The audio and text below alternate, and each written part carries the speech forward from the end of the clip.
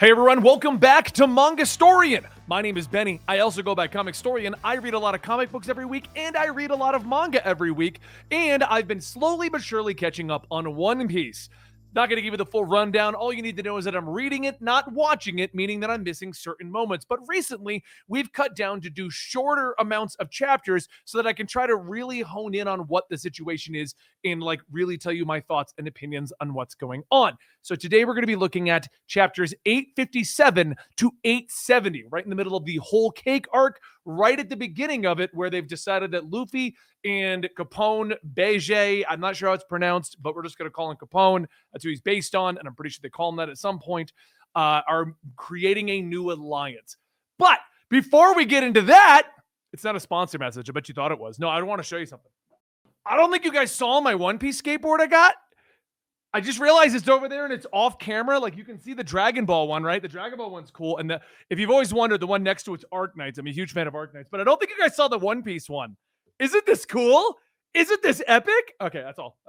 Okay, so right at the beginning, the discussion boils down to Jinbei has decided that he's going to be helping orchestrate Luffy and the Straw Hats working with Capone and his crew. Capone, a part of the worst generation ever, has the ability to turn himself into a castle and people can hide inside of him so he can bring people into the events. Luffy and all of them have been using Brulee's mirror ability in order to stay out of the sights of Big Mom but pop out of random mirrors. And Jinbei says, hey, Capone and all of them have been working out this deal for the last year. And Luffy, you should just work with him. And of course, Luffy and the crew are like, no, this guy's evil. We shouldn't work with him. And it turns into one of those situations where it's like the enemy of my enemy is my friend. So it's agreed upon that since Capone and all these guys have orchestrated this whole situation and they know exactly what their plan's going to be, using Luffy and the Straw Hats is going to be a way to kind of up the ante. They go back and forth for a few minutes. We have some fun chapters, and then we have Luffy basically agreeing to it. Now, I enjoyed this whole situation because Jinbei getting more involved with the Straw Hats and what's going on is really exciting. Seeing Jinbei show up during the entire war arc was cool, but then when he came back at Fishman Island and said that he was eventually going to join up, that was also epic. And we're leading into that because he's looking for ways to get out of Big Mom's employ. So I liked seeing him already being a part of the crew, basically, and orchestrating what's going on and helping get everyone lined up so they can do this. I also like the little note that Pecroms and the other guys are unaware that Luffy's being involved. So there's a little bit of I just kind of like the fact that Oda's keeping track of who should know what instead of everyone magically knowing what's going on. But moving forward, we realize that Brook is cracked. His skull is cracked. And Luffy's been missing a tooth for a little while. Now, the missing tooth is funny because the art shows him missing the tooth. And for a little while now, I've actually been like, Luffy's missing a tooth. How is that going to come back? I had to write a note about this because I found it hilarious. They were brought to the kitchen where they asked where the milk is. Both of them drank milk and instantly their bones were healed. Which even the people in the world, the crew member that brought them there, asked them, how do your bodies work? How did that happen? Which I loved as a little note of and they're good again. Don't question it. Big Mom also woke up, and I was not expecting this, but Brooke, being a rare talking skeleton as her doll that she cuddled up with, she woke up upset that he was missing and was actually upset because they had the doll version replaced of Brooke, and she's like, my skeleton died. And that was also just a funny, comical moment because I assumed that she would just wake up and throw Brooke aside. So another thing I enjoyed that they remembered to bring up in the discussion. But yeah, the plan gets in place. Luffy agrees. And then we kind of move to about a 2-chapter period where we just kind of reintroduce everyone who's going to be at the party. So we reintroduce all the Vinsmokes. We also reintroduce all of Big Mom's family. They're all showing up. Some that we've never heard of before are showing up, but everyone is now showing up. We're doing the usual, here's the cast of characters that are going to be in the fight. You know some of them. That's how it felt to me. And then this is my favorite part that came out of this. Sanji is still Sanji. So we've established at this point, Pudding, Sanji's potential, I guess future wife. Pudding is actually evil, actually orchestrating the death of Sanji and the Vinsmokes, and actually basically this freaky monster with a third eye that is got her own powers and can do crazy things. So we've established that. But Sanji looks over at her in her cute face, and he just has the nosebleeds and turns into Sanji again, fully aware what her intentions are at this point. And I loved that we got to see her inner monologue on this one where she's like, this creep, I can't wait to shoot him. So you're sitting here like, no, she is going to shoot him. And Sanji is still going, but you're so beautiful. Which leads us to the actual wedding. Everyone's seated. Everything's going on fine. She falls to her knees to hide the third eye reveal. Her plan was to, when Sanji lifts the veil, surprise him with the third eye and shoot him. This is what I was expecting to have happen. But he Sanji'd it up again, where he lifts the veil. Oh my God, your third eye is beautiful. I'm like, this is the most Sanji thing ever to happen. Of course, Sanji would be like, her curves, her body, and her third eye. But of course, the plan then goes into effect. And I was a little confused because the cake explodes and there's dozens of Luffy's jumping out of the cake. And I'm just sitting there like, is this supposed to be like artwork showing Luffy do a bunch of things? But the next chapter quickly goes back in time a little bit and reminds you Brule has the ability to take someone's image and impose it onto anything, including animals. So it's just a bunch of animal Luffy's running around as distractions, which gets even better because Luffy's jumping out at Big Mom with dozens of other Luffy's. These ones going moo and meow and barking. And Luffy's jumping forward, and Big Mom's like, Luffy, tell me who you are. And Capone's sitting there, and he's like, oh, he'll never tell him who he really is. That would get rid of the distraction. And then Luffy immediately goes, I'm right here. Which I'm like, what was the whole point? But I loved that they also put that in there. Luffy didn't care about the distraction. He didn't care about jumping out of the cake. He just thought it would be cool. That was it. Which is also the most Luffy thing ever. This huge tactical advantage against Big Mom, and he's just like, it looks awesome.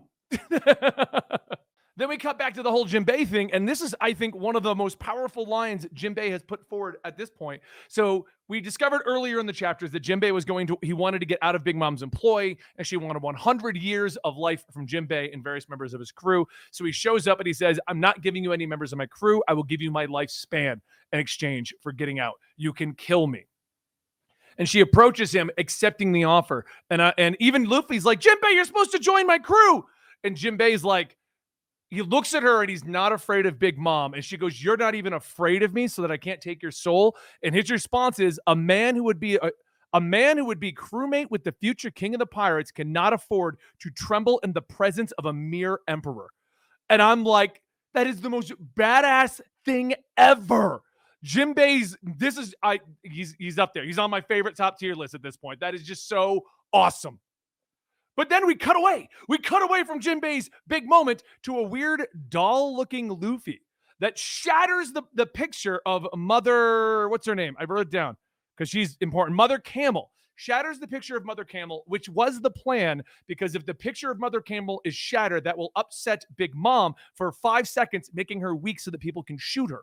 So that gets shattered by this weird doll-looking Luffy, and I'm like, okay, who's the doll-looking Luffy? I even went back a few chapters to see if maybe I'd missed something. I didn't, because the big reveal, he rips his skin off. It's Brook.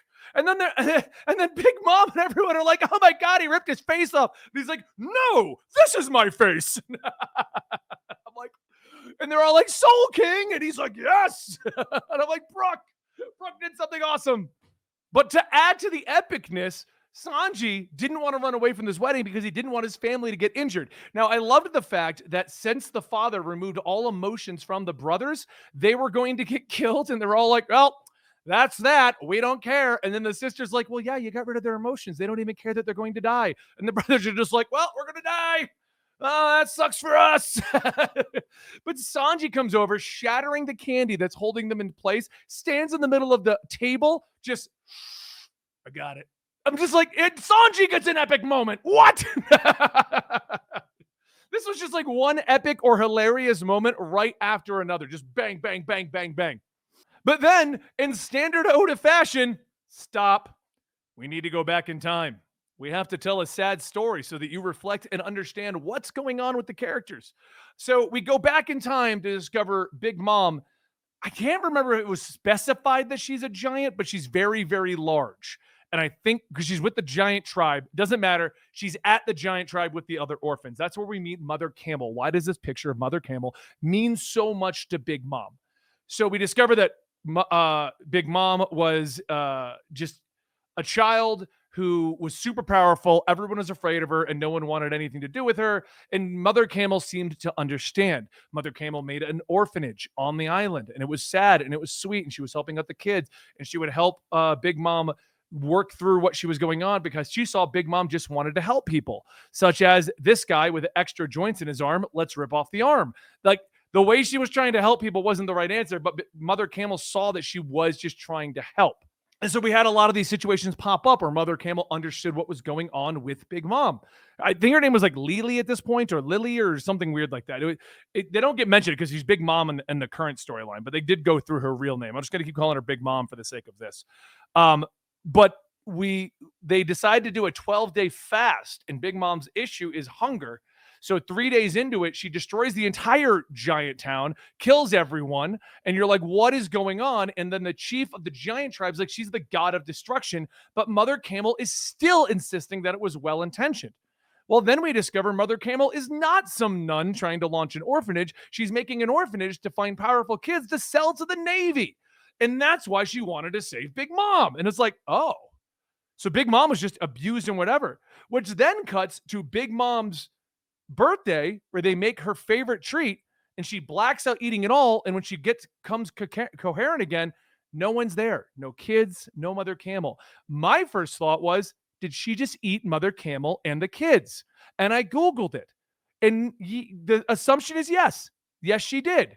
It's left ambiguous. They don't actually go into it. I did follow up in the next couple of chapters, but that is probably one of the darkest moments in the One Piece. Like, not like a full dark story, just a dark moment. Because then she's upset, wondering why Mother Camel and the kids left her. So it's not like she's aware that she's the one that did that, which makes it even more twisted and like, oh God, what happened? So yeah, no, definitely one of the more darker, like, single moments in One Piece. It doesn't rank up there with me for, like, Robin's story or what's going on with Vivi or Luffy's backstory, but it's definitely like, oh crap, that's dark. That's really twisted. She just ate everyone. Okay. So then she gets basically brought in, turned into a weapon because this guy can see that she can basically be a king of the pirates because of her power, and hence Big Mom's pirates. I did read a little bit further past that because the Vinsmokes then turned into the Power Rangers. Yeah, apparently Sanji's family can just put on these bracelets and boom, they're powerful.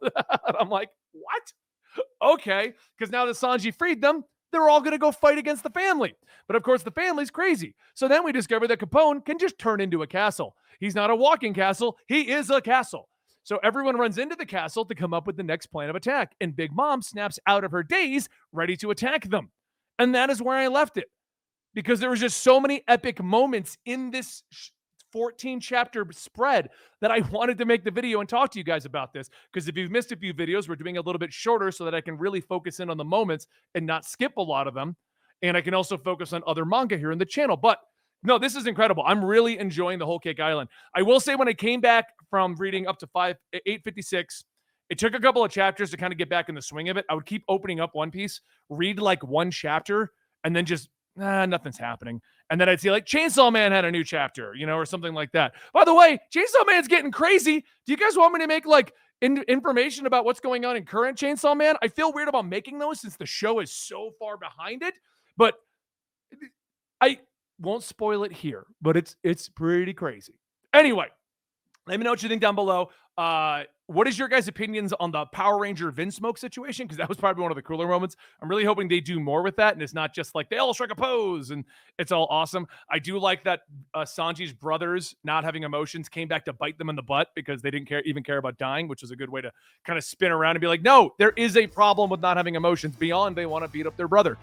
And I still think my favorite moment was just Sanji still finding pudding attractive. Like, of course Sanji would. Anyway, let me know what you guys think. Also, let me know if you want me to talk about more current Chainsaw Man stuff, and I will talk to you guys later.